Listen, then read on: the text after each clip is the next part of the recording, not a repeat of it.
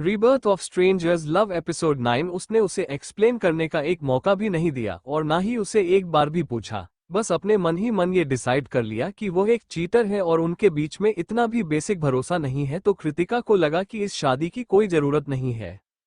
अक्षत के जवाब का इंतजार किए बगैर कृतिका ने एक और मैसेज भेजा। अक्षत, सच बताने के लिए thank you so much. Actually यह सब कुछ तुम्हारी गलती नहीं थी, इसमें मेरी भी गलती थी। शादी कोई खेल नहीं होती है, मगर हम दोनों ने उसे एक खेल की तरह ही ट्रीट किया, इसलिए इस गलती को सुधार लेते हैं।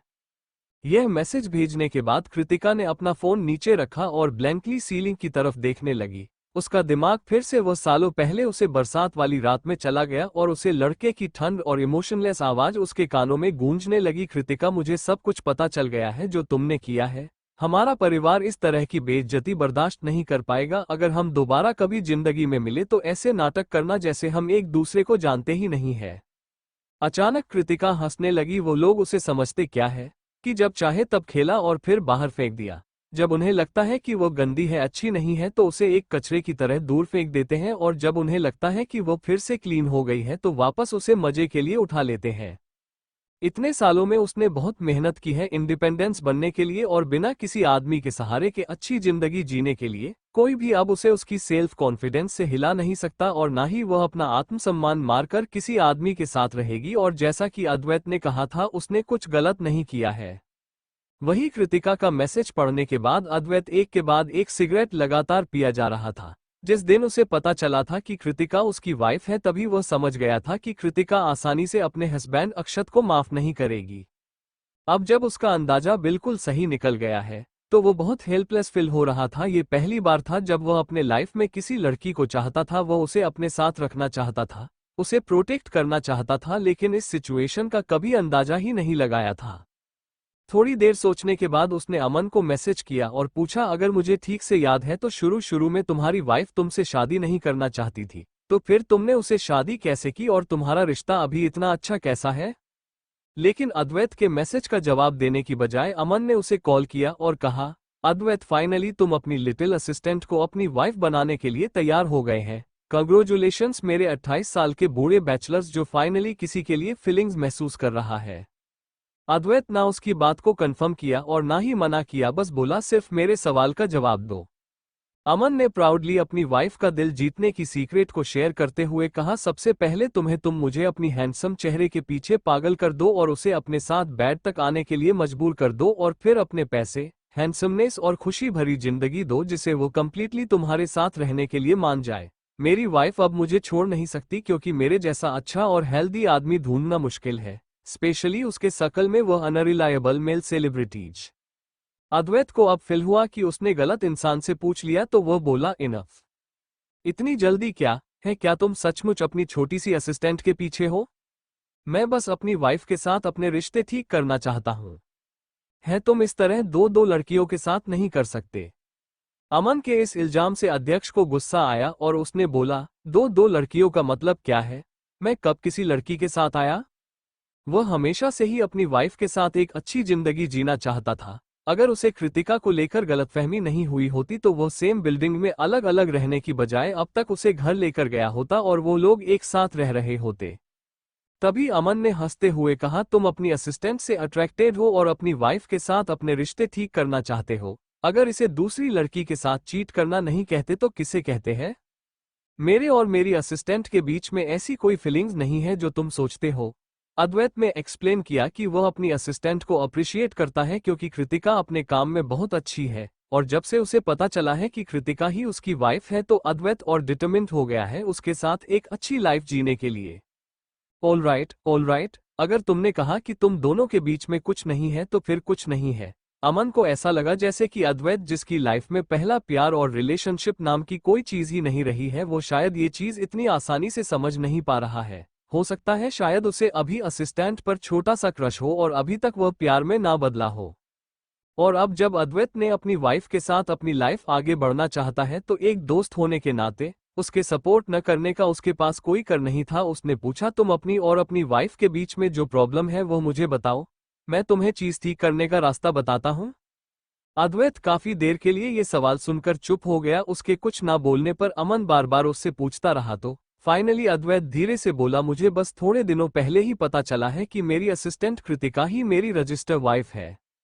वाह, क्या ड्रामेटिक ड्रामा है यार, मुझे तो भरोसा ही नहीं हो रहा है कि ऐसा कुछ होता है। अमन का ये बात सुनकर अद्वैत स्पीचलेस हो गया। तो तुम डिवोर्स इसलिए चाहते थे क्योंकि तुम अपनी लिटिल असिस्टेंट से प्यार करने लगे थे? तुम्हें पता चल गया है कि वही तुम्हारी वाइफ है तो तुम नहीं चाहते कि डिवोर्स हो? अद्वैत, तुम सचमुच एक प्लेबॉय बनते जा रहे हो अब। मैं पहले डिवोर्स लेना चाहता था, इसका कृतिका से कोई लेना देना नहीं था। तुमने देश में वापस लौटते ही यह अपने रजिस्टर वाइफ का जिक्र किया था और यह कहा था कि तुम उसके साथ एक अच्छी जिंदगी जीना चाहते हो, और लेकिन पिछले महीने की पार्टी में तुम अपने असिस्टेंट को लेकर आए। अगर इसी प्लेबॉय होना नहीं कहते हैं तो किसे कहते हैं? कृतिका के रेपुटेशन को प्रोटेक्ट करने के लिए अद्वैत को वो एम्बैरेसिंग सच बताना पड़ा। मैंने गलती से किसी और को अपनी वाइफ समझ लिया पहले और सोचा कि वो किसी और के साथ है और मुझे चीट कर रही है। ये सुनकर अमन हैरानी से बोला, वाह। अमन बिना अद्वैत के एक्सप्लेन के सारे सिचुएशन समझ गया और उसने पूछा, क्या तुम्हारी असिस्टेंट जानती है कि तुम उसके हस्बैंड हो? मैं अभी तो उसे बताया नहीं है। तुम अपने काम को लेकर कितने स्ट्रेट फॉरवर्ड हो, लेकिन अपनी पर्सनल फीलिंग्स को लेकर इतने घूमते क्यों हो यार? जाओ उसके रूम में और उसे पर अपना हस्बैंड होने का हक जताओ और उसके बाद उसे सच बता देना। तुम लीगली मैरिड हो, वो कर भी क्या लेगी? अमन की यह बात सुनकर अद्वैत में इरिटेट होकर कॉल कट कर दिया और कृतिका के चैट मैसेज को फिर से खोल दिया। उसने कुछ शब्द टाइप किए, कृतिका मैं तुम्हें जान नहीं दूंगा। यह मैसेज भेजने के बाद कृतिका उसके मैसेज का कुछ और जवाब देती है। उससे पहले ही उनके चारों दोस्तों का एक ग्रुप चैट था जिसमें बातें होने लगी। अमन ने मैसेज भेजा, सिद्धार्थ, ईशान जल्दी से जवाब दो। सिद्धार्थ, क्या है? ईशान, मैं अपनी वाइफ को सुला रहा हूं, डिस्टर्ब मत करो। अमन, ब्रेकिंग न्यूज, अद्वैत की वो असिस्टेंट जिसे वह मिलाने के लिए आखिरी बार हमसे लेकर आया था वही उसकी रजिस्टर वाइफ है, जिसके साथ उसकी शादी 2 साल पहले हुई थी। ईशान, रियली? सिद्धार्थ, अमन, और सबसे इम्पोर्टेंट बात यह है कि उसे कुछ दिन पहले ही पता चला इस बात के बारे में। सिद्धार्थ, हे भगवान, जब बात रिश्तों की आती है तो हम चारों में सबसे ज्यादा रिलायबल ईशान ही है। अमन, क्या मैं रिलायबल नहीं हूं? सिद्धार्थ, क्या तुम ये बात नहीं जानते? ईशान, अद्वैत इतनी बड़ी गलती कैसे कर सकता है? अगर कोई आदमी अपनी वाइफ का चेहरा भूल भी जाए तो वो उसके एहसास से उसे पहचान सकता है।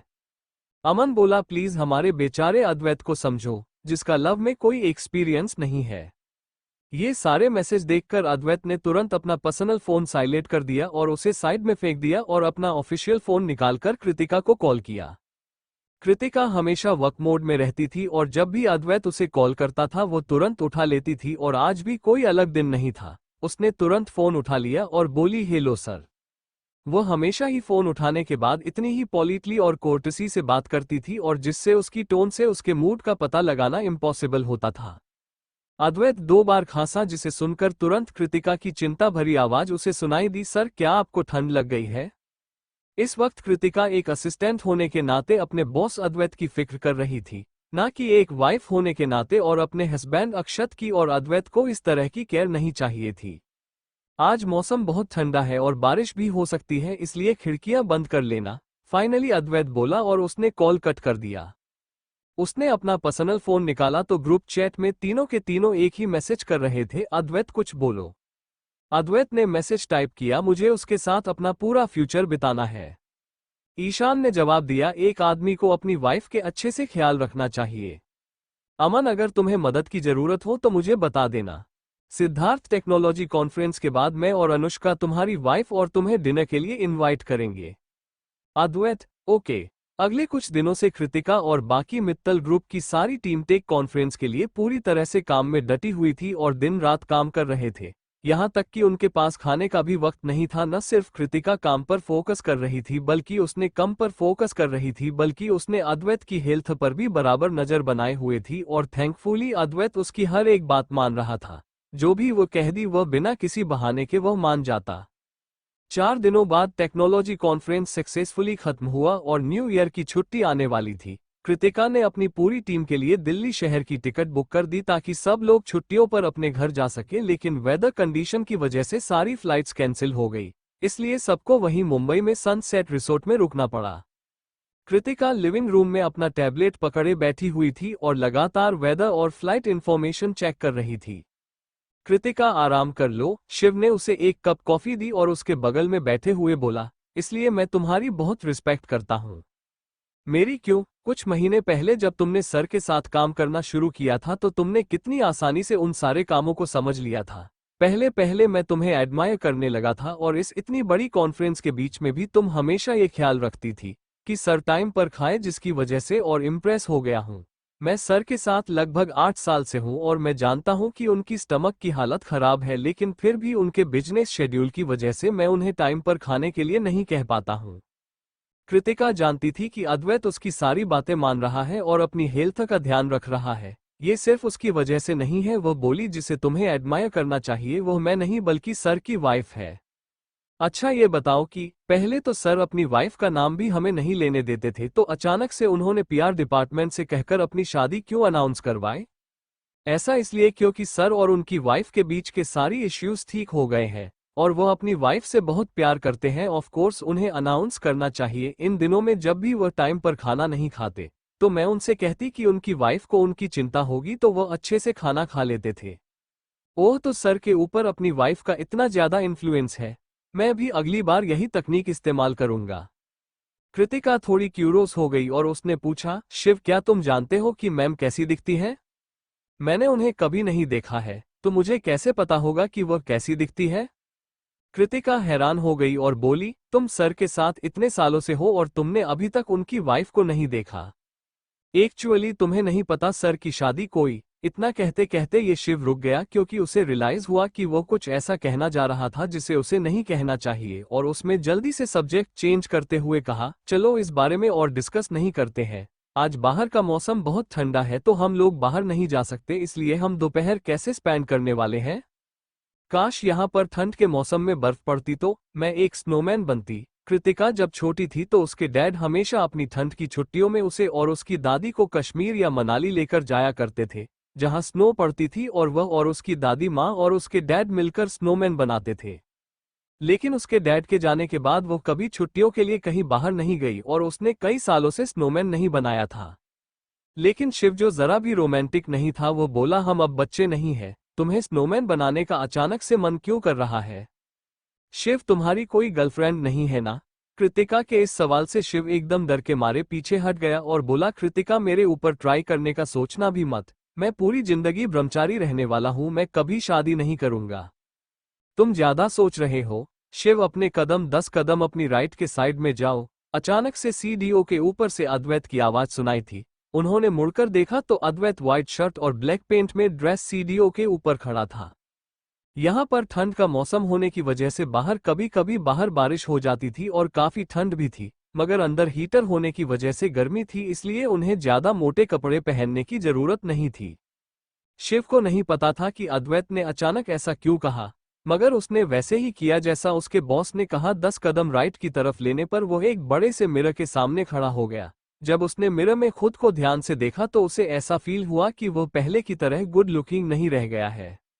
वो ज्यादा बुरा नहीं दिखता था और थोड़ा गुड लुकिंग भी था, मगर हमेशा अपने सामने अद्वैत के परफेक्ट और फ्लोरल्स फेस को देखकर उसे थोड़ा इंफीरियर फील होने लगा था। अद्वैत ने पूछा, क्या तुमने क्लियरली देखा? उसका ये सवाल सुनकर शिव ने आसपास देखा तो उसे कुछ नहीं नजर आया और उसने पूछा, सर मुझे क्या देखना है? अगर तुम्हें ठीक से नहीं दिखाई दे रहा है तो अच्छे से एक बार यहाँ देखो और मुझे बताओ कि तुम्हें क्या दिखाई दे रहा है। शिव ने एक फोर्सफुल मुस्कुराहट के साथ कहा, सर प्लीज मुझे बताइए तो सही। अद्वैत, तुम फिर से शिव को परेशान कर रहे हो। सिद्धार्थ बाहर से चलते हुए अंदर आया और उसके बालों पर हल्की ओस की बुद्ध थी। उसे देखते ही शिव और कृतिका ने तुरंत उसे ग्रेट किया। Hello mister Siddharth. Hello. Siddharth ने एक नज़र और कृतिका को देखा और अद्वैत से बोला, अद्वैत मेरे साथ स्टडी रूम में चलो, मुझे तुम्हारे साथ कुछ डिस्कस करना है। इसके बाद अद्वैत सिद्धार्थ के साथ 3rd फ्लोर पर बने स्टेडियम में चला गया। तभी कृतिका को सिद्धार्थ को देखकर उसकी और उसकी वाइफ अनुष्का की आखिरी बार कैसे वो लोग उसे फार्म हाउस में लड़ रहे थे वो बात याद आ गई। तभी शिव कृतिका से धीरे से बोला, ये सिद्धार्थ सर है, सर के दोस्त और उनकी शकल में सबसे इंटरेस्टिंग इंसान अपनी वाइफ अनुष्का और बैकग्राउंड को लेकर। उनकी वाइफ अनुष्का का क्या मतलब है? अनुष्का का पहला इंप्रेशन कृतिका के ऊपर एक स्वीट और जेंटल लड़की के तौर पर पड़ा था, जिसे सब लोग प्रोटेक्ट करना चाहे। शिव थोड़ा मिस्टीरियस तरीके से बोला, पहले सिंघानिया यानी कि सिद्धार्थ सर का परिवार और शर्मा परिवार यानी कि अनुष्का मैम का परिवार दोनों ही बहुत बड़ी बड़ी फैमिली थी, और सिद्धार्थ सर और अनुष्का मैम के जन्म लेने के बाद उन दोनों फैमिलीज ने रिश्तेदार पढ़ने का फैसला कर लिया। लेकिन जब अनुष्का में 18 साल की हुई तो दोनों फैमिली ने उनकी एंगेजमेंट करवा दी और उन दोनों को ही एक ही शहर में रहने के लिए भेज दिया ताकि उनका रिश्ता बार बार मिलने से आगे बढ़ सके। कई अमीर परिवार ऐसा करते हैं, इसमें कौन सी बड़ी बात है? अरे इतनी जल्दी मत करो, मुझे पहले खत्म तो करने दो। लेकिन उनकी सगाई के 2 सालों के अंदर ही शर्मा परिवार का बिजनेस बहुत तेजी से नीचे गिर गया और लगभग बर्बाद होने वाला था, क्योंकि उन्होंने कुछ गलत फैसला ले लिए थे और फाइनेंशियल गैप था सिंघानिया परिवार और शर्मा परिवार के बीच में, वो बढ़ता ही जा रहा था। शिव ने आगे कहा, सिंघानिया परिवार के बड़े नहीं चाहते थे कि सिद्धार्थ सर की शादी एक ऐसी लड़की से हो जो उनके करियर में मदद ना कर पाए, इसलिए उन्होंने सगाई तोड़ दी। और जब अनुष्का मेन को इस बारे में पता चला तो उन्होंने सिद्धार्थ सर के जूस में कुछ ड्रग मिला दिया और उनके साथ रात गुजार ली, और उससे भी बड़ा उन्होंने मीडिया को कांटेक्ट कर दिया इन सब की फोटोज लेने के लिए, ताकि वो सिद्धार्थ सर को आप खुद से शादी करने के लिए फोर्स कर सके। शिव, तुम इस तरह किसी के बारे में कुछ भी नहीं बोल सकते। कृतिक, जिसने ऐसे ही सिमिलर सिचुएशन एक्सपीरियंस की थी और वह नहीं चाहती थी कि कोई भी लड़की इस तरह इस सिचुएशन में फंसे या फिर कोई उसके ऊपर झूठा इल्जाम लगाए। ये बड़े लोगों का शकल में एक बहुत बड़ा सीक्रेट है। अगर उस वक्त सिंघानिया परिवार ने इस सारी न्यूज को अच्छे से दबाया नहीं होता तो अब तक सबको पता चल गया होता। क्या तुमने यह अपनी आंखों से देखा था या फिर तुम्हें किसी और से सुना था? भले ही कृतिका अनुष्का से एक बार मिली थी, मगर पता नहीं क्यों उसे अंदर से ऐसी फीलिंग आ रही थी कि अनुष्का ऐसा कुछ नहीं कर सकती। लेकिन शिव अपने मन में ये बात डिसाइड कर चुका था। वो बोला, भले ही मैंने यह बात अपनी आंखों से नहीं देखी है, लेकिन सब इस बारे में बात करते हैं, इसलिए सच्ची होगा ना? जो चीज हम अपनी आंखों से देखते हैं वह भी कभी कभी सच नहीं होती है। अफवाह तो दूर की बात है, कृतिका को भी याद था कि कैसे पिछले महीने अनुष्का रात को रो रही थी और सिद्धार्थ से डाइवोर्स चाहती थी, मगर उसने मना कर दिया। अगर सिद्धार्थ वो लड़का है जिसके लिए अनुष्का के इस हद तक चली गई, तो वो उसे डाइवोर्स के लिए क्यों बोल रही है? जो सब लोग जानते हैं उसे भी कुछ ज्यादा हो सकता है। ये समाज औरतों के साथ हमेशा बुरा ही करती है। अगर एक इंसिडेंट होता है तो सारा का सारा दोष अपने आप लड़की के ऊपर चला जाता है। शिव कुछ और कहना चाहता था, मगर कृतिका ने उसे बीच में रुकते हुए कहा, सर ने अभी अभी तुम्हें क्या करने के लिए कहा था? ये सुनकर शिव ने मन ही मन अपने आप को गाली दी और जल्दी से फुल लेंथ मिरर के सामने चला गया। वो थोड़ी देर तक वहां देखा रहा, तभी अचानक उसके दिमाग में ख्याल आया, क्या ऐसा हो सकता है कि? ये सोचकर उसने पीछे मुड़कर कृतिका को देखा, जो काउच पर हल्की लेटकर टैबलेट पकड़े हुए थे। वो कुछ देखते हुए मुस्कुरा रही थी और वह इस वक्त बहुत ही क्यूट लग रही थी। उसे हमेशा से जानता था कि कृतिका बहुत खूबसूरत है और एक ऐसी लड़की है जो उसके बॉस के बगल में खड़े होने के बराबर है, और इस वक्त उसका एक लेजी और क्यूट बिहेवियर और स्टनिंग था। कृतिका अपने ग्रुप चैट में मैसेज चेक कर रही थी। कृष्ण उससे कहा था कि वह romance comic script writing stage तक पहुंच गई है। उसे उम्मीद है कि वो उसमें कुछ एक्स्ट्रा पॉइंट और एफर्ट्स लगाएगी। भले ही उसने अपनी कहानी के फिल्म और टीवी वालों को राइट दे दिए थे, इसलिए उसमें उसका कोई हक नहीं था, लेकिन सच ये था कि वह लोग अभी भी उसके ओपिनियन और उसके पॉइंट ऑफ व्यू को उसमें दिखाए ना चाहते हैं, इसलिए कृतिका नेचुरली खुश थी। शिव बोला, कृतिका सुनो। कृतिका मैसेज का जवाब देने में बिजी थी, उसने बिना ऊपर देख ही कहा, बोलो। कुछ देर तक हिचकिचाने के बाद शिव ने वह सवाल पूछा जो उसे परेशान कर रहा था, क्या तुम्हें लगता है कि सर चाहते थे कि मैं अपने आप को फिर से देखूं? हाँ, कृतिका ने कंफ्यूजन में उसकी तरफ देखा और अचानक से उसे कुछ फनी लगा। उसे, शिव क्या सोच रहे हो तुम? तो फिर तुम्हें क्या लगता है कि सर मुझे क्या देखने के लिए कहना चाहते थे?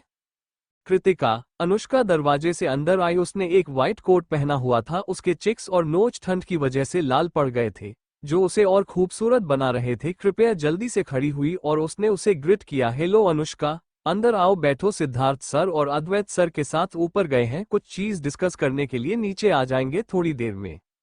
अनुष्का थोड़ा हिचकिचाने लगी और बोली, क्या सिद्धार्थ भी यहाँ है? मैं उसे मिलने या नहीं आई हूँ, मैं तो बस तुम्हें इनवाइट करने आई थी। हम कुछ वक्त बिता सकते हैं साथ में और डिनर कर सकते हैं, क्या तुम मुझे ज्वाइन करोगी? उसकी आंखें बिल्कुल क्लियर और ब्राइट थी, जिसमें उम्मीद नजर आ रही थी, जिसे देखकर कृतिका मना नहीं कर पाई और बोली, मेरे लिए थोड़ी देर इंतजार करो, मैं अभी कोट पहन कर आती हूँ। ऑलराइट। अनुष्का ने कृतिका को ऊपर जाते हुए देखा और शिव की तरफ मुड़कर उसे ग्रिट किया। शिव थोड़ा सा कंफ्यूज हो गया और उसने पूछा, अनुष्का मैम क्या आप कृतिका को जानती है? हाँ, मैं उसे जानती हूँ और मैं उसे बहुत पसंद करती हूँ। कृतिका और अनुष्का दोस्त कैसे हो सकते हैं? उसने अभी अभी अनुष्का का नाम कृतिका से लिया था। अगर कृतिका ने अनुष्का को बता दिया कि उसने अभी अभी क्या कहा है, तो फ्यूचर में कभी वो उसका सामना नहीं कर पाएगा। ये सोचकर शिव ने जल्दी से मैसेज भेजा, कृतिका मैंने अनुष्का मैम के बारे में जो कुछ भी कहा वो प्लीज उन्हें मत बताना। ओके, कृतिका ने ऑलरेडी अपना कोट पहन लिया था और नीचे आते हुए बोली, शिव चिंता मत करो, मैं तुम्हारी तरह कुछ भी नहीं बोलती, अनुष्का चलो। उसके बाद दोनों हाथ में हाथ डाले बाहर चले गए। शिव ने अपने आप से ही सोचा, मैंने ऐसा क्या किया है जो ये लोग मुझे ऐसे इग्नोर कर रहे हैं? तुमने इस बार क्या किया? अद्वैत ने ऊपर से शिव को अपना पैर पटकते हुए और गहरी सांस छोड़ते हुए देखा तो वह पूछा, मगर उसकी आंखों को ढूंढ रही थी। उसने आखिर में पूछ लिया, कृतिका कहाँ है? कृतिका को तो मिसेज सिंघानिया अपने साथ ले गई। मिसेज सिंघानिया का नाम सुनकर सिद्धार्थ की आंखें थोड़ी सी डार्क हो गई, मगर वो अद्वैत के पीछे पीछे आया और कुछ नहीं बोला और अद्भुत का कंधा थपथपाकर बोला, अद्वैत अभी तो तुम्हारा कोई काम नहीं रह गया है और चलो बस रिलैक्स करते हैं और थोड़ी देर मजे करते हैं, लेकिन अगर तुम्हें उनकी चिंता हो रही है तो हम उन्हें ढूंढने भी से चल सकते हैं। आफ्टर ऑल वह लोग जा भी कहाँ सकते हैं? वो लोग मेरे पंजे से कभी नहीं बच पाएंगे, कहीं भी क्यों ना छुप जाए। तुम उसे पकड़ कर रख सकते हो, मगर उसके दिल के क्या? अद्वैत की बात हमेशा सिद्धार्थ को हिट करती थी। सिद्धार्थ ने मुंह बनाते हुए डेविल स्माइल के साथ कहा, दिल? बहुत कम ऐसे दिल हैं जिनमें मैं रहता हूं। अद्वैत ने आगे कुछ नहीं बोला और सिद्धार्थ के साथ बाहर जाने लगा और वो लोग बेचारे शिव को अपने काम करने वाले कॉलेजेस के साथ ही खाना खाने के लिए वहीं छोड़कर चले गए। वहीं गाड़ी में कृतिका ने अपने फोन पर स्क्रिप्ट में डिस्कशन जारी रखने का फैसला किया, तो वह अनुष्का से बोली, अनुष्का मुझे कुछ काम है, क्या हम बाद में बात कर सकते हैं? सबसे पहले अपना काम खत्म कर लो ताकि हम बाद में मजे कर सके। अनुष्का को हमेशा कृतिका और उसके दोस्तों से जलन होती थी जो हमेशा केयर फ्री रहते थे और शादी के बाद भी काम कर सकते हैं, मगर वो एक सोने के पिंजरे में बंद चिड़िया जैसी थी जिसका कोई करियर नहीं था, कोई पर्सनल चॉइस नहीं थी और कोई आज़ादी नहीं थी। उसे ऐसा लगता था जैसे वह जब से पैदा हुई है तब से दूसरे लोगों को खुश करने के लिए ही जी रही है। वो हमेशा सोचती थी कि क्या वो अपनी जिंदगी में एक आज़ाद जिंदगी जी पाएगी? क्या सिद्धार्थ को डिवोर्स दे पाएगी या फिर मर के ही उसे आज़ादी मिलेगी? अनुष्का को नहीं पता था कि उसे क्या करना है। वो बस जैसे जिंदगी चल रही थी उसे चलने दे रही थी। अपनी स्क्रिप्ट खत्म करने के बाद कृतिका ने ऊपर देखा तो उसे अनुष्का की खाली आंखें दिखाई दी। थोड़ी देर पहले ही उसकी आंखें बहुत ही ब्राइट और क्लियर थी, तो इतने कम टाइम में ही वो बेजान कैसे हो गई? अचानक उसे शिव की बातों का याद आई। पता नहीं वो सच थी या झूठ, मगर उन्होंने अनुष्का को बहुत नुकसान पहुंचाया होगा। अनुष्का, कृतिका ने घिरे से उसका नाम लिया और वह जब कोई बार नाम लेने पर भी वह नहीं उठी तो उसने उसे थोड़ा हिलाया जिससे वह अपने होश में वापस आई और उसकी आंखें फिर से ब्राइट और क्लियर हो गई, ऐसे जैसे वह थोड़ी देर पहले कुछ सोच ही नहीं रही थी। उसने मुस्कुराकर कहा, कया तुम्हारा काम हो गया था? हाँ। हम कहाँ जा रहे हैं घूमने के लिए? कृतिका ने सबकॉन्शियसली उसका हाथ पकड़ लिया उसे शांत करने के लिए। अनुष्का को कृतिका का ये जेस्चर समझ में आया और उसने कहा, सिंघानिया परिवार का यहाँ से नॉर्डर्न रिसोर्ट में एक हॉट स्प्रिंग पूल और प्राइवेट विला भी है जो पूरी तरह से ग्लास से कवर है। हम उसे हॉट स्प्रिंग को बाहर के ठंडे मौसम के साथ एंजॉय कर सकते हैं और आज ठंडा मौसम है, इसलिए मेरा और ईशानी भी यहीं पर है। मैंने सोचा कि मैं तुम लोगों को बाहर घूमने के लिए बुला लो, वो दोनों भी यहीं पर है मुंबई में, इसलिए मैंने तुम्हें नहीं बताया पहले। मेरे यहाँ पर बहुत दोस्त नहीं है और ना ही कोई यूजुअली मेरे साथ बैठता है। तो अनुष्का धीरे से बोली। ऑलमोस्ट उसकी आवाज इमोशनलेस हो गई थी, जिससे कृतिका को काफी सिंपैथी फील हुई। उसने अनुष्का का हॉन्ट टाइटली पढ़कर कहा, अनुष्का जब भी मैं मुंबई आऊंगी मैं पक्का तुम्हारे साथ बाहर घूमने चलूंगी। अगर तुम फ्री हो तो तुम भी दिल्ली आ सकते हो मेरे साथ घूमने के लिए। मेरे दो बहुत अच्छे दोस्त हैं जो तुम्हें पक्का पसंद करेंगे। अनुष्का ने जेटली हाँ में सर हिलाया और कहा, ऑल राइट, मैं जरूर आऊंगी। कृतिका ने भी पहले वही महसूस किया था जो अनुष्का कर रही थी, इसलिए वह अपनी ताकत के अनुसार अनुष्का को सपोर्ट करना चाहती थी। उसने एक साइड से अनुष्का को गले लगाते हुए कहा, अगर तुम्हें कभी भी कोई भी परेशानी हो तो तुम मुझसे बात कर सकती हो, मैं हमेशा तुम्हारी बात बिना तुम्हें जज किए सुनेगी। उसके इस तरह अचानक गले लगाने से अनुष्का थोड़ी सी हड़बड़ा गई। एक पल के लिए तो उसके दिल में जो गहरे राज छुपे थे वह उसे बताना चाहती थी, मगर आखिर में वह कुछ नहीं बोली। सिंघानिया का विला सनसेट रिसोर्ट के कुछ किलोमीटर दूरी पर था। जो वह लोग जब बातें कर रहे थे तो तब तक ड्राइवर ने ऑलरेडी गाड़ी विला के सामने रोक दी। वह विला सिंघानिया परिवार का प्राइवेट गार्डन था। वहां पर एक बहुत ही सुंदर हॉट स्प्रिंग था जो सिंघानिया परिवार ही इस्तेमाल कर सकते थे। मीरा और ईशानी पहले से ही वहां उनका इंतजार कर रहे थे। कृतिका को देखते हैं उन्होंने खुश होकर उसे गले लगा लिया। मीरा पहले की तरह ही खुश थी। मैंने सुना है कि यहाँ पर जो हॉट स्प्रिंग है सिंघानिया परिवार के विला में वो फैंटास्टिक है। मैं इसे बहुत टाइम से ट्राई करना चाहती थी मगर मुझे मौका ही नहीं मिला। थैंक्स, अब मुझे अपॉर्चुनिटी मिल गई।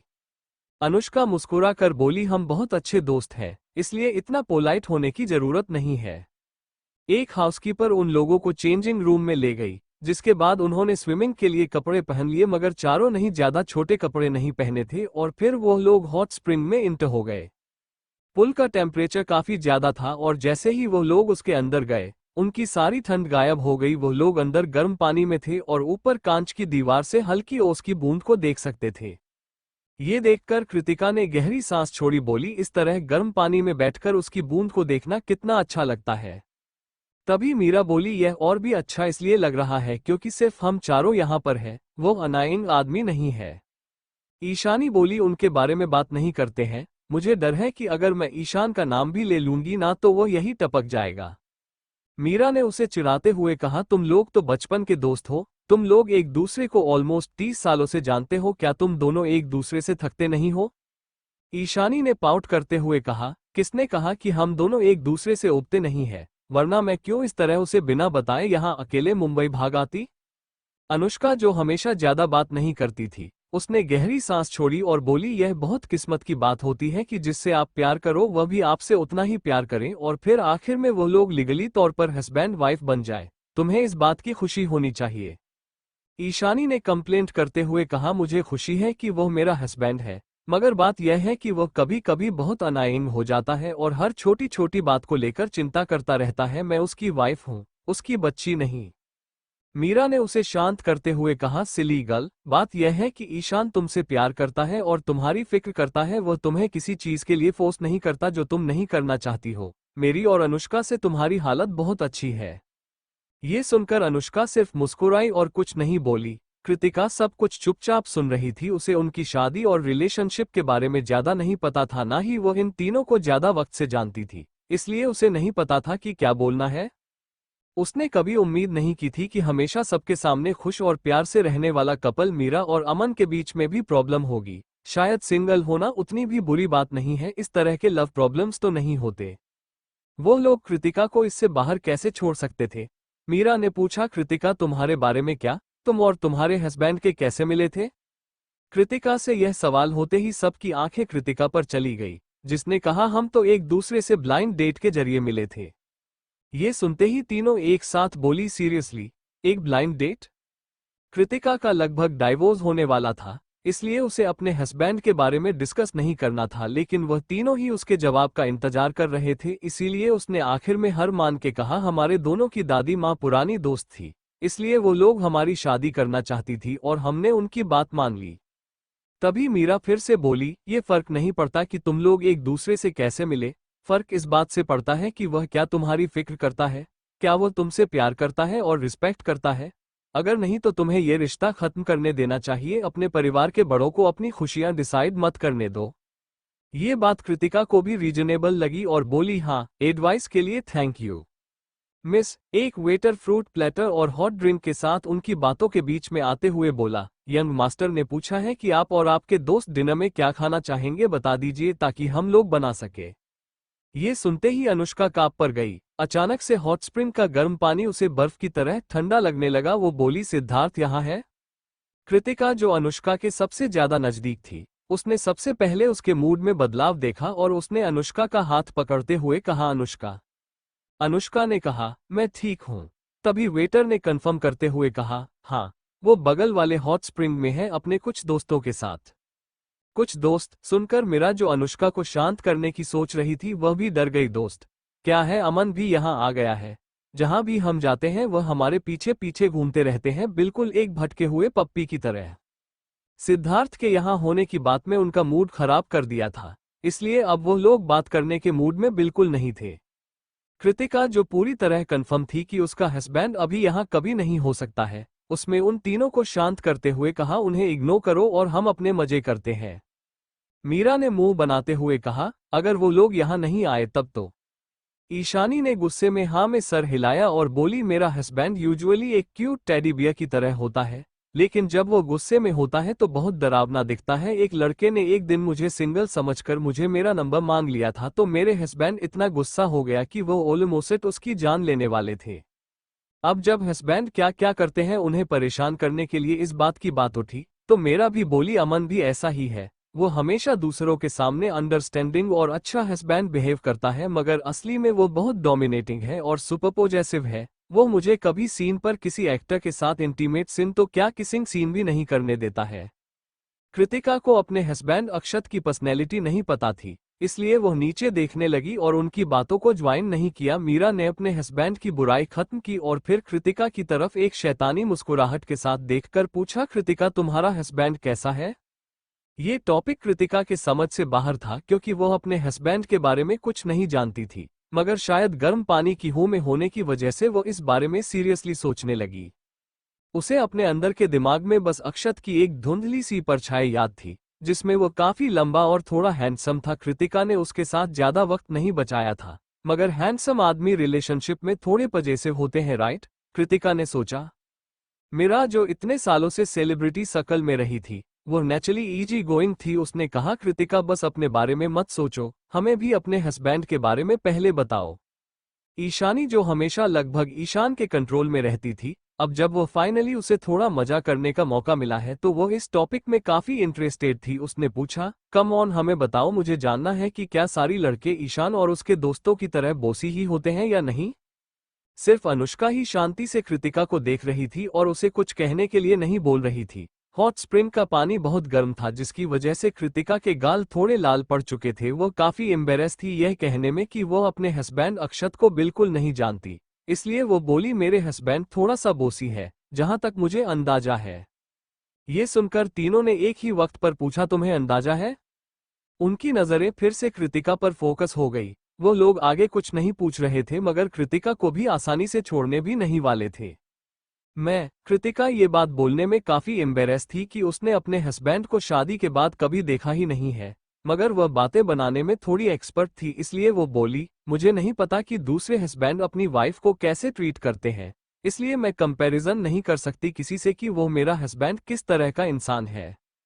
एनीवे, वो लोग उसकी रियल सिचुएशन नहीं जानते हैं और ना ही वो लोग कभी अक्षत से मिलेंगे, इसलिए वो जैसे चाहे वैसे कहानी बन सकती है। ये सुनकर ईशानी ने हाँ में सिर हिलाते हुए कहा, कृतिका, मुझे लगता है कि तुम सही हो। हमारे पास कभी मौका ही नहीं होता है दूसरे लड़कों को जानने का, इसलिए हमें पता ही नहीं चलता कि हमारे हस्बैंड अच्छे हैं या बुरे।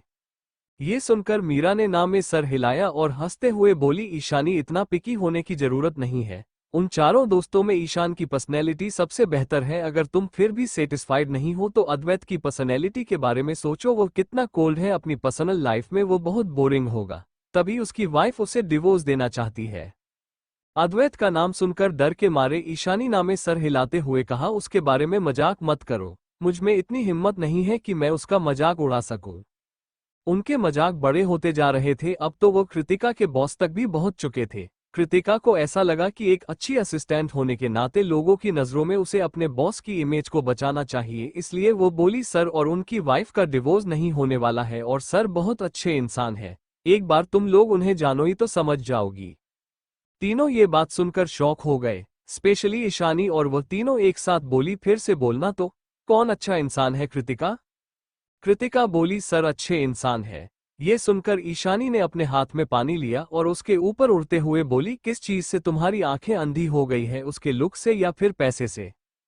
कृतिका ने हंसते हुए कहा, भले ही बॉस के पास दोनों है, अगर मुझे कोई एक चूज करना हो तो मैं पैसे को चुनूंगी।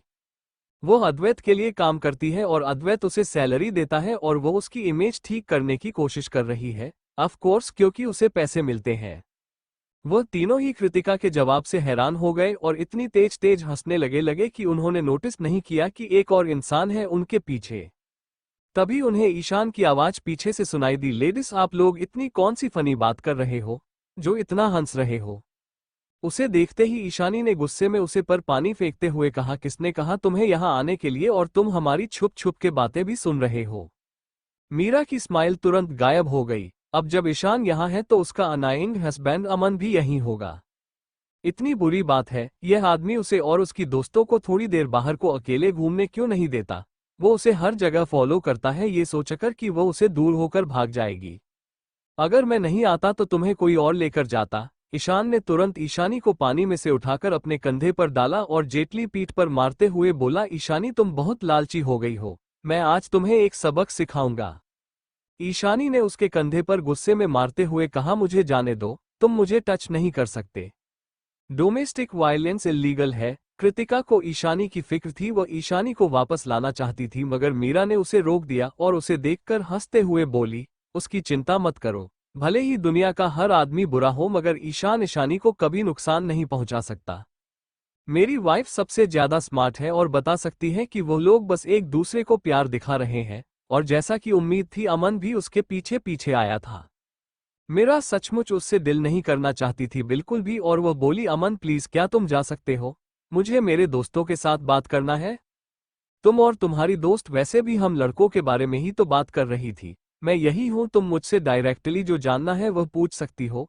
अमन ने बाकी दो लड़कियों को बिल्कुल फिक्र नहीं की और पानी में उतरकर डायरेक्टली मीरा को पीछे से गले लगा लिया और बोला, कितना वक्त हो गया मुझे तुम्हें देखे हुए, आई मिस यू। मीरा ने उसके इधर उधर चलते हुए हाथों को रोकते हुए कहा, अमन तुम इंसान हो, जानवर नहीं, मुझे टच करना बंद करो। अमन ने उसकी बॉडी को स्निफ किया और उसकी हर एक मूवमेंट उसकी मीरा के ऊपर ओनरशिप डिक्लेयर कर रही थी। वह बोला, बेबी तुम्हें इतनी हिम्मत है कि तुम कहो कि तुम मुझे मिस नहीं कर रही थी। मीरा की आंखें गुस्से की वजह से लाल हो गई। वो बोली, अमन तुम मुझे रिजेक्ट करना चाहती हो। उसने मीरा की आंखों में एक वाइल्ड बीस्ट की तरह गुस्से में देखा, मगर उसकी आवाज बिल्कुल मासूम थी। मीरा ने अपने लिप्स बीट किया और कृतिका की तरफ मदद के लिए देखा, तो कृतिका को जो तुरंत सिग्नल मिल गई और वो जल्दी से अनुष्का के साथ वहां से चली गई।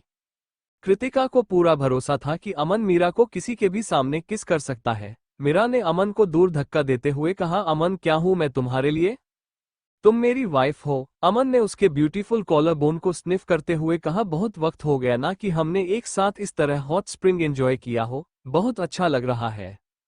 मीरा ने आगे कुछ नहीं कहा और अपनी आंखें बंद कर ली और अमन जो कर रहा था उसे करने दिया, और जब अमन उसे नहीं देख रहा था तब उसने अपनी आंखों से बह रहे आंसुओं को साफ कर लिया ताकि अमर ना देख पाए, क्योंकि वो किसी और से बेहतर जानती थी कि सिर्फ कागज पर ही वो उसकी वाइफ है, मगर सच्चाई में वो उसके लिए एक खिलौना थी जिसके साथ वो जब मर्जी करे तब खेल सकता था। उसे मीरा के साथ एक अच्छे हस्बैंड वाइफ का नाटक करने में मजा आता था, और वह एक नाटक कितने लंबे टाइम से कर रहा था कि न सिर्फ बाहर वालों को बल्कि उसे भी भरोसा हो गया था कि वह एक बहुत अच्छा हस्बैंड है। कृतिका अनुष्का के साथ एक दूसरे पुल में आ गई, जिसकी वजह से बिल्डिंग की वजह से उसे मीरा और अमन नहीं दिख रहे। उसने ये सब इसलिए किया ताकि मीरा को एम्बारोसमेंट ना हो, लेकिन वो लोग कोने में पहुंचे तो उसे कोई आइडिया नहीं था कि अद्वैत और सिद्धार्थ भी पीछे वाले पुल में है और भी रहा था। अद्वैत भी एक्चुअली वहां आया था। कृतिका ने ऐसे नाटक किया कि उसने अद्वैत को देखा ही नहीं और अनुष्का के साथ वहां से भागने की कोशिश की, लेकिन सिद्धार्थ जानता था कि वह लोग आ गए हैं और वह उन्हें इतनी आसानी से नहीं छोड़ने वाला था। वो बोला, मिस श्रीवास्तव अब जब आप यहाँ आए गए हैं तो एक साथ मजे करते हैं, हम एक दूसरे को बहुत अच्छे से जानते हैं और यह पुल भी बड़ा है, इसलिए आपके लिए इनकन्वीनियंट तो नहीं होगा। मिस्टर सिंघानिया सर को और आपको बहुत इंपॉर्टेंट चीजों के बारे में बातें करनी होगी, इसलिए हम लोग आपको परेशान नहीं करेंगे। अद्वैत के साथ एक ही पूल में रहना कृतिका को काफी बेचैन कर रहा था, स्पेशली उसने सिर्फ शॉर्ट्स पहने हुए थे। अद्वैत कैजुअली पानी के ऊपर एक फ्लोटिंग बेड पर अपने हाथ फैलाकर लेटा हुआ था और अपनी बिल्ट टोन और अट्रैक्टिव मसल्स को शो ऑफ कर रहा था। ऐसा लग रहा था जैसे उसने किसी को गले लगाने के लिए अपनी बाहें खोली हो। कृतिका ने गलती से अद्वैत की तरफ एक नज़र देख लिया और तब से ही उसके दिमाग में वही सीन घूम रहा था। वह सेक्रेटली उसे एडमायर कर रही थी और सोच रही थी कि वह कितना डिसिप्लिन होगा अपने खाने और एक्सरसाइज को लेकर, जो उसकी बॉडी इतनी डेवलपमेंट है। हमें किसी इंपॉर्टेंट मामले पर डिस्कशन नहीं करना है, अद्वैत ने अपना सर उठाकर कृतिका की तरफ देखते हुए कहा। उसे इस तरह भीगे हुए कपड़ों में देखकर और पुल में ना आते देखकर अचानक से वह गुस्सा हो गया और बोला, तुम लोग अभी कभी अंदर आओ। उसकी आवाज बहुत ही डिप और अथॉरिटी भरी थी, जिसे कृतिका हैरान हो गई। उसकी बॉडी उसके दिमाग से भी ज्यादा काम करती थी। वो जल्दी से पुल में गई और अद्वैत से सबसे ज्यादा जो दूर कोना था वहां जाकर खड़ी हो गई। इस हॉट स्प्रिंग का भी पानी गर्म था जिसे उसकी तुरंत ठंड गायब हो गई। मगर वो खुश बिल्कुल नहीं थी। उसे ऐसा लग रहा था जैसे ये हॉट स्प्रिंग का पानी पहले की तरह रिलैक्सिंग नहीं है और ऊपर का नज़ारा भी बिल्कुल बोरिंग हो गया है। उसका अच्छा मूड खराब हो गया था। उसके लिए फ्री टाइम मिलना और दोस्तों के साथ रिलैक्स करना बहुत ही कम होता था, लेकिन वह यहाँ भी आकर अपने बॉस से टकरा गई और उसके साथ एक ही पूल में है। उसे फॉरेस्टेशन होने लगी थी। कृतिका को ऐसा लग रहा था जैसे अद्वैत उससे ओवर टाइम करवा रहा है। सिद्धार्थ ने अनुष्का की तरफ देखा और कहा, बेबी यहाँ आओ। नॉर्मली उसकी बात सुनकर अनुष्का उसके पास पक्का चली जाती, मगर आज वो उसकी बात नहीं सुनना चाहती थी। वो पुल से बाहर निकालकर कृतिका के बगल में बैठ गई उन दोनों आदमियों से बहुत दूर और बोली, कृतिका आई एम सॉरी, मैंने उम्मीद नहीं की थी कि आज इस तरह हो जाएगा सब कुछ। इट्स ओके, इसमें तुम्हारी गलती नहीं है। कृतिका ने अनुष्का की सिचुएशन सुनी थी और उसकी आंखों में वह उदासी देखी थी। वह उसकी मदद करना चाहती थी, इसलिए वो बोली, अनुष्का क्या मैं तुम्हें एक कहानी सुनाऊं? अनुष्का ने हाँ में सर हिलाया और बोली, आगे बढ़ो। कृतिका ने कहानी शुरू की। एक लड़की थी, जब वह बहुत छोटी थी तब उसकी माँ उसे छोड़कर चली गई और फिर उसके डैड भी इस दुनिया से चले गए। सब लोग कहते थे कि उसकी वजह से ही उसके पेरेंट्स मर चुके हैं, इसलिए उसने भी इस बात पर भरोसा कर लिया और खुद को हमेशा अकेला फील करने लगी। उसे हमेशा ही लगता था कि उसकी जिंदगी बेकार है और उसे नहीं जीना चाहिए, लेकिन एक दिन उसकी दादी माँ ने उसे बताया कि इसमें उसकी कोई गलती नहीं थी। उसे अपने लिए जीना चाहिए, दूसरों की बातों की फिक्र नहीं करना चाहिए और ना ही वह रिस्पॉन्सिबिलिटी का बोझ अपने ऊपर लेकर चलना चाहिए जो उसका है ही नहीं। अपने लिए जियो। अनुष्का ने अपने मन में ये बातें रिपीट की। उसे यही सोच सबसे ज्यादा चाहिए था। ये बातें कहना आसान था मगर उसके लिए अचीव करना बहुत मुश्किल। उसने मुस्कुरा कर कहा, कृतिका मुझे बहुत खुशी हुई कि मैं तुम जैसी किसी दोस्त से मिली। कृतिका बोली, मुझे भी। वो दोनों एक दूसरे से धीरे धीरे बातें कर रही थी और नजदीक में ही बैठे हुए दोनों आदमी को पूरी तरह से उन्होंने इग्नोर कर दिया था, जिससे अद्वैत चिढ़ गया और उसने सिद्धार्थ को देखते हुए कहा, मुझे अपनी वाइफ के साथ कुछ अकेले वक्त बताना है। अपनी वाइफ को लो और यहाँ से जाओ। ये सुनकर सिद्धार्थ ने उसे ताना मारते हुए कहा, अद्वैत, मैं यह नहीं उम्मीद करता कि तुम अमन की तरह बिहेव करो, मगर एटलीस्ट ईशान की तरह तो करो। तुम्हें अपनी वाइफ से अकेले बात करनी है और उसमें भी तुम्हें मेरी मदद की जरूरत है। तुम उसका दिल जीतने में मेरी मदद क्यों नहीं मानते? अद्वैत बोला, मैं तुम्हें सिर्फ 5 सेकंड दे रहा हूँ। सिद्धार्थ अचानक से सीरियस हो गया और बोला, मैं कुछ दिनों से एक बच्चे के लिए ट्राई कर रहा हूँ। शायद एक बच्चा हमारे बीच में चीज आसान कर देगा। अद्वैत ने पूछा, एक बच्चा? उसने इतने आगे के बारे में सोचा नहीं था। बच्चे तो दूर की बात है। ऐसा नहीं था कि उसे बच्चे चाहिए नहीं थे, मगर उसके पेरेंट्स ने उसे बचपन को एक खुशी भरा बचपन की वजह एक ट्रोमा बना दिया था, इसलिए वो उनकी तरह नहीं बनना चाहता था, जो बच्चों को जन्म तो दे दे मगर उनका ख्याल ना रख सके। मगर अगर कृतिका के साथ उसके बच्चे होंगे तो उसमें से कोई प्रॉब्लम नहीं थी। सिद्धार्थ बोला, तुम भी ट्राई कर सकते हो। बच्चा तुम दोनों के बीच के रिलेशनशिप को ठीक कर देगा। ये सुनकर अद्वैत ने जवाब दिया, पहले वो एक इंडिपेंडेंस इंसान है, दूसरा वो मेरी वाइफ है ना। कोई कोई चीज मैं उसकी रिस्पेक्ट करता हूँ और उससे प्यार करता हूँ। मैं उसे कभी ऐसी चीज के लिए फोर्स नहीं करूंगा जो वह न करना चाहती हो। मुझे उम्मीद है कि तुम अपनी बातों पर टिके रहोगे और जो तुमने कहा है उसे बदलोगे नहीं। सिद्धार्थ बोला और फिर तुरंत अनुष्का की तरफ मुड़कर बोला, अनुष्का मेरे साथ आओ, मुझे तुमसे कुछ बात करनी है। इतना कहकर वो अनुष्का को तुरंत वहां से लेकर चला गया। उतने बड़े से हॉट स्प्रिंग पूल में सिर्फ कृतिका और अद्वैत ही बचे थे। कृतिका ने एक काफी बड़ा स्विमसूट पहनना हुआ था, मगर अपने काम वाले कपड़ों के हिसाब से उसे लग रहा था कि वो अद्वैत के सामने बहुत ही कम कपड़ों में है, स्पेशली जब वो अद्वैत ने से वो स्विमिंग पेंट्स पहनी हुई थी और अपनी टोन अप पर बॉडी शो ऑफ कर रहा था। उसके साथ अकेले नहीं रहना चाहती थी एक सेकंड के लिए भी, इसलिए वो खड़े होते हुए बोली, सर मेरा हो गया, मैं बाद में आपसे मिलती हूँ। अद्वैत ने इस साइड टेबल से अपने टैबलेट उठाया और बोला, यहाँ आओ और इस कॉन्ट्रैक्ट को देखो। जैसे ही काम की बात आई, हॉट स्प्रिंग पूल में भी कृतिका का वर्क मोड ऑन हो गया और वो उनके कपड़ों को पूरी तरह से इग्नोर करके अद्वैत के पास चली गई। कृतिका ने वो टैबलेट ले लिया और अद्वैत के बगल में बैठकर केयरफुली एक एक डिटेल चेक करने लगी और जल्दी उसे एक बहुत बड़ी गलती देखी। उसको कॉन्ट्रैक्ट में एक रंग रेवेन्यू शेयरिंग डाटा था जो एक बहुत ही बड़ी बेसिक मिस्टेक थी। वो बोली, सर आई एम सॉरी, यह मेरी गलती है, मैं इसे अभी ठीक कर देती हूँ। कृतिका ने तुरंत अपनी गलती मान ली और उसके दिमाग में अभी एक सवाल था। उसे याद था कि यह रेवेन्यू शेयरिंग डाटा उसने ठीक से लिखा था, बल्कि उसने कॉन्ट्रैक्ट तैयार करने से पहले 10 बार चेक किया था कल, तो अचानक से आज ये गलत कैसे हो गया? अगर उसने गलती की भी थी तो वह इतनी बेसिक मिस्टेक कैसे कर सकती थी? अगर उसने गलती नहीं की थी तो ये गलत कैसे हो गया? सिर्फ उसके पास, अद्वैत के पास और शिव के पास ही कॉन्ट्रैक्ट को मॉडिफाई करने की अथॉरिटी है। अगर अगर उसने या फिर अद्वैत में ऐसे नहीं किया है तो पक्का शिव ने किया होगा, मगर शिव ऐसी बेसिक मिस्टेक नहीं कर सकता। तब तक जब तक इंतजार, कृतिका ने हैरानी से कहा, सर। अद्वैत ने जल्दी से उसके ऊपर से अपनी नजर हटाई और बोला, आगे बोलो। वो कुछ भी सुन नहीं रहा था, उसके दिमाग में सिर्फ कृतिका की ही तस्वीर घूम रही थी। जब से उसे पता चला था कि वो उसकी वाइफ है, अद्वैत को वो और ब्यूटीफुल लग रही थी और हर एक लुक में क्यूट लगती थी। उसने पूछा, सर आपका क्या ओपिनियन है? उसके सवाल पर अद्वैत में तुरंत रिएक्ट नहीं किया क्योंकि उसने कृतिका की कोई बात ही नहीं सुनी थी। तो ओपिनियन किस बात पर दे? कृतिका ने फिर से कहा, सर मैं इस डॉक्यूमेंट को आपको देने से पहले कई बार चेक किया था और ओरिजिनल डाटा बिल्कुल सही था, मगर यह आपके हाथों में गलत आया है। तो क्या किसी बाहर वाले ने या फिर अंदर वाले ने ही इसे गलत किया है?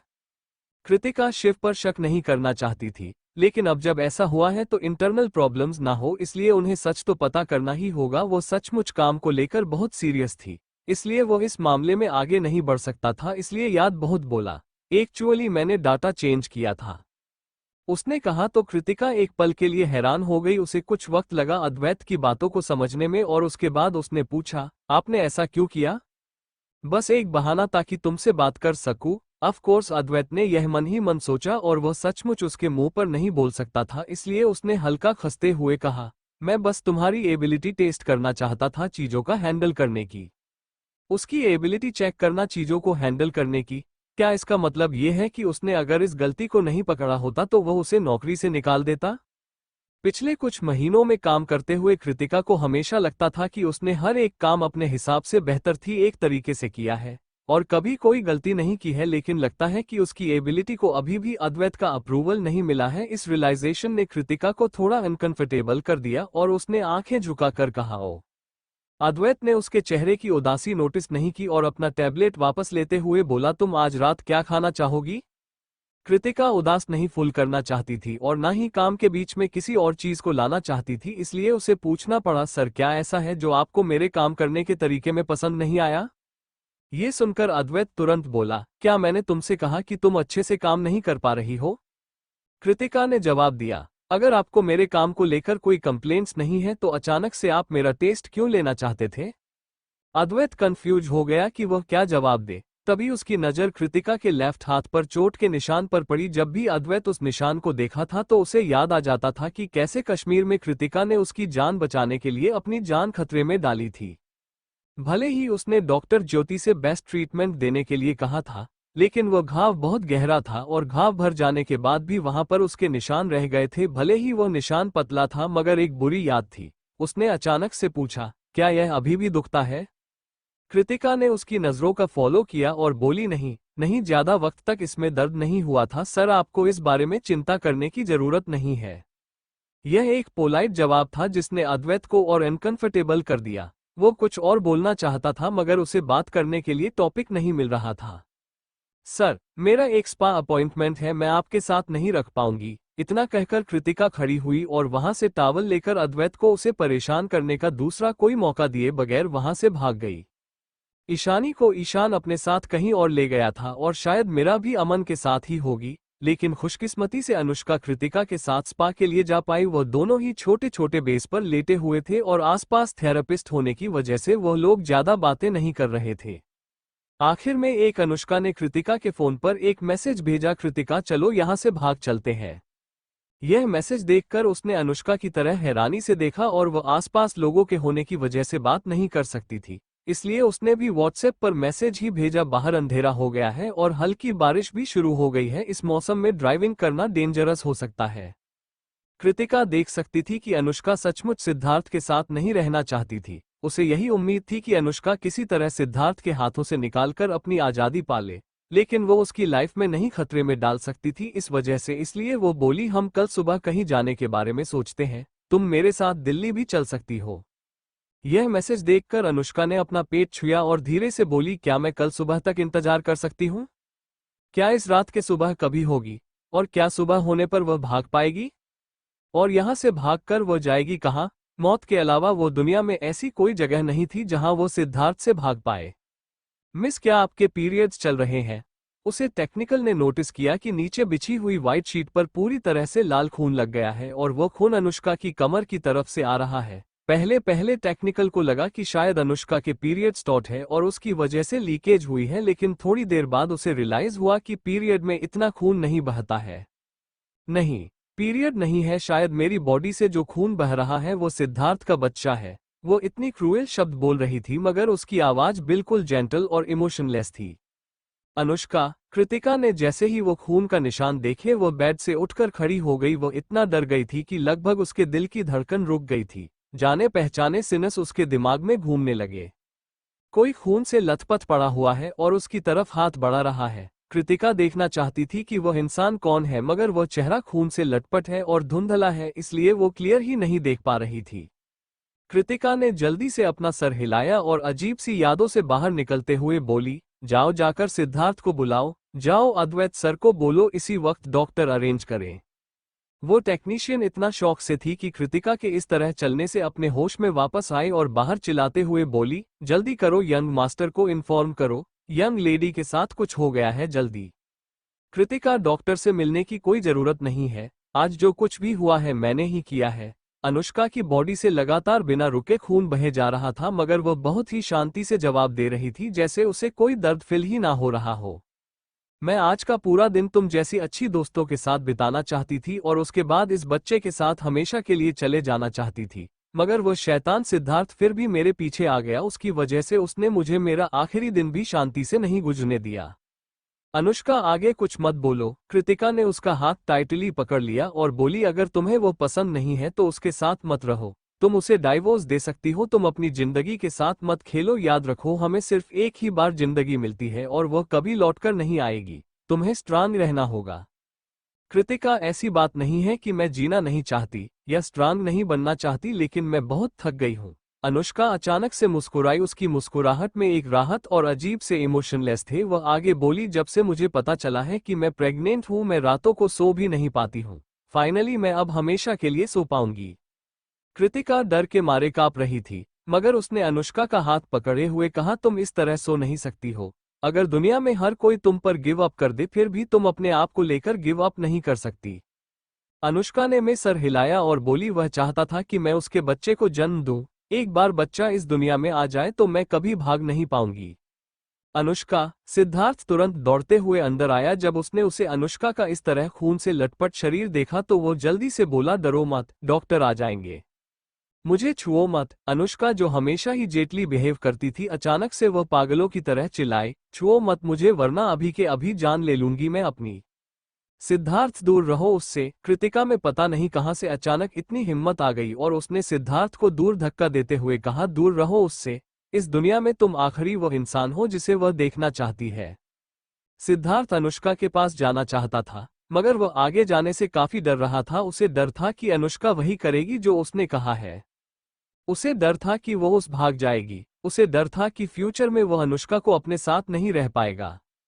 कृतिका ने फिर से अनुष्का का हाथ टाइटली पकड़ते हुए कहा, तुम्हें हिम्मत रखनी होगी, अगर तुम जिंदा बचोगी तो मैं प्रॉमिस करती हूँ कि वह तुम्हें छोड़ देगा, तुम आसानी से अपनी लाइफ जी पाओगी अपनी मर्जी से।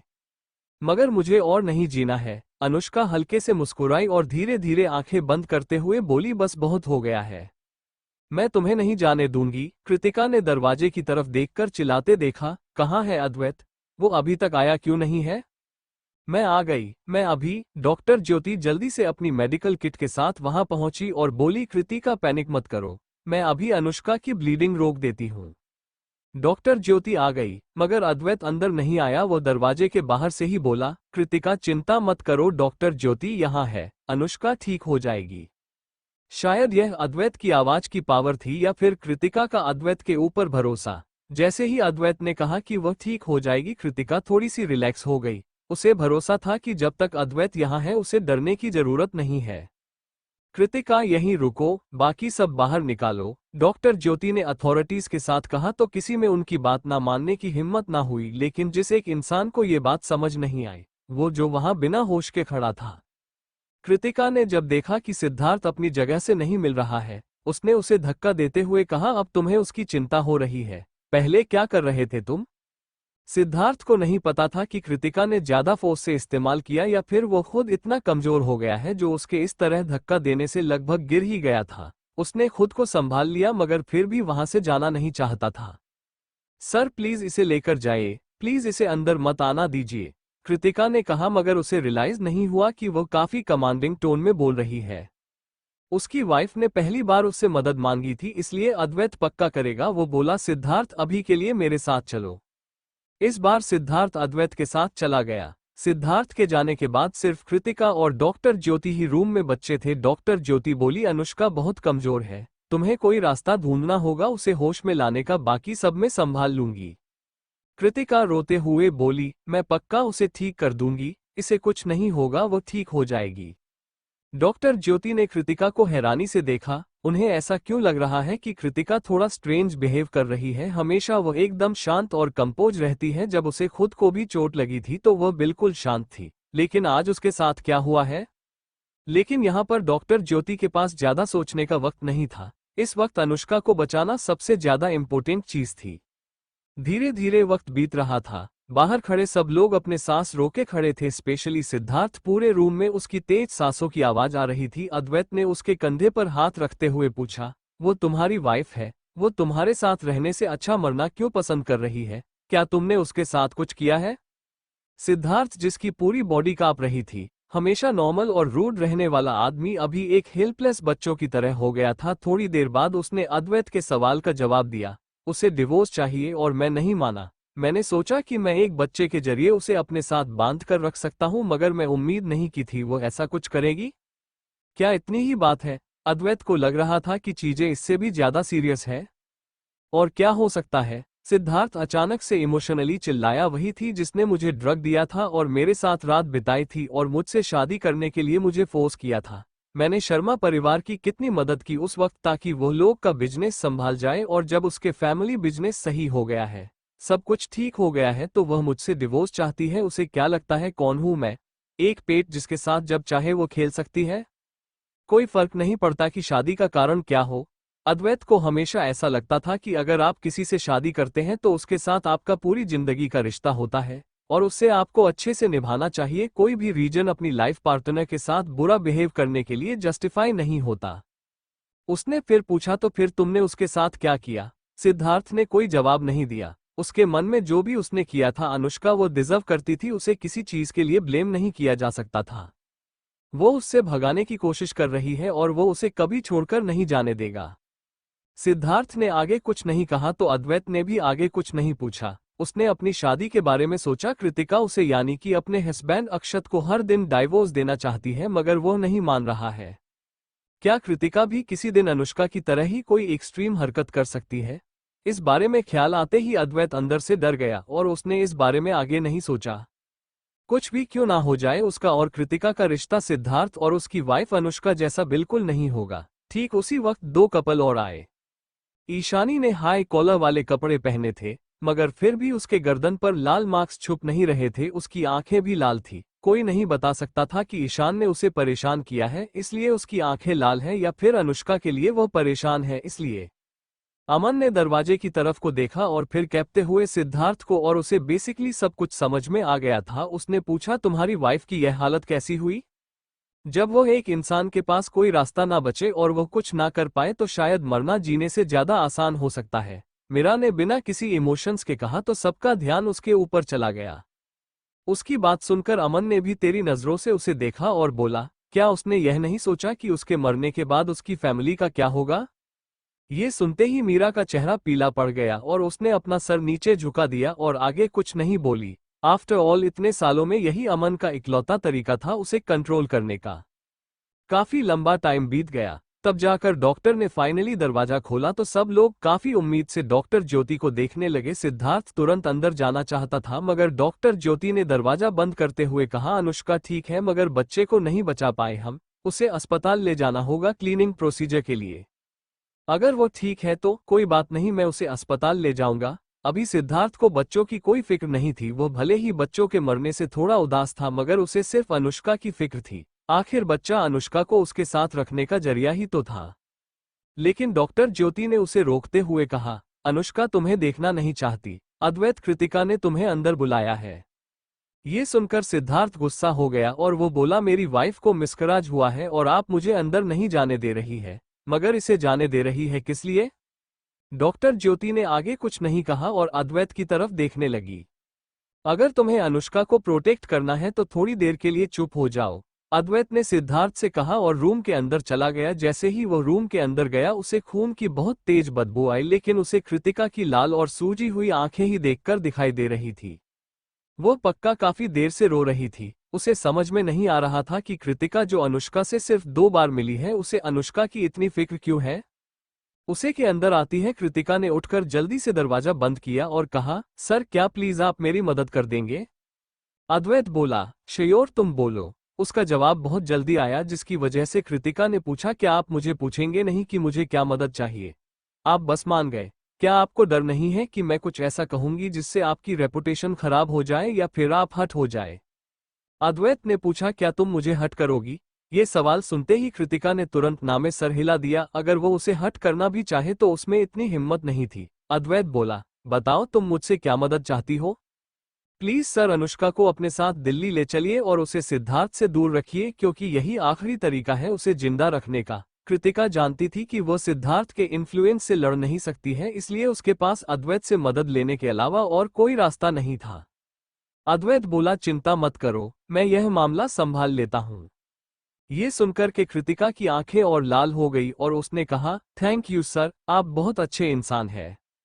वो बस वही कर रहा है जो एक हस्बैंड के वो अपनी वाइफ के लिए करना चाहिए। कृतिका अनुष्का के साथ रहना चाहती थी और डॉक्टर ज्योति को भी आना था और गाड़ी में सिर्फ 4 लोग ही आ सकते थे और उसके अलावा ड्राइवर, इसलिए अद्वैत के लिए कोई सीट नहीं थी। इसलिए उसने ड्राइवर को हटाकर खुद ड्राइविंग सीट संभाल ली। वो उन लोगों के साथ ही जाना चाहता था क्योंकि बारिश थोड़ी तेज हो चुकी थी और हवाएं बहुत तेज चल रही थी। उन्हें काफी खतरनाक रास्ते से जाना था, जो वो शायद पानी से भरा हुआ था और पानी की वजह से रास्ता और खतरनाक हो गया था। वो कृतिका की सेफ्टी किसी और के भरोसे नहीं छोड़ सकता था। चारों तरफ पानी फैला हुआ था और गाड़ी धीरे धीरे स्पीड से बढ़ रही थी। हर एक साउंड उन्हें बता रहा था कि रास्ता कितना खतरनाक है। कृतिका जो पैसेंजर सीट पर बैठी हुई थी, वो परेशान होकर अद्वैत की तरफ देखे जा रही थी। मित्तल ग्रुप का प्रेसिडेंट होने के बाद भी वो अपनी फ्रेंड की वाइफ के लिए अपनी जान खाते में डाल रहा है। वो पक्का जानता होगा कि अगर उसे के साथ कुछ हो गया तो कंसीक्वेंसेस बहुत खराब हो सकते हैं। अद्वैत ने उसकी नज़रें नोटिस कर ली और पूछा, क्या हुआ? Thank you for listening. मुझे उम्मीद है आपको स्टोरी पसंद आई होगी। अगर आपको पसंद आए है तो प्लीज़ लाइक और कमेंट करना ना भूलें और मोर स्टोरीज के लिए सब्सक्राइब करें। मिलते हैं नेक्स्ट वीडियो में।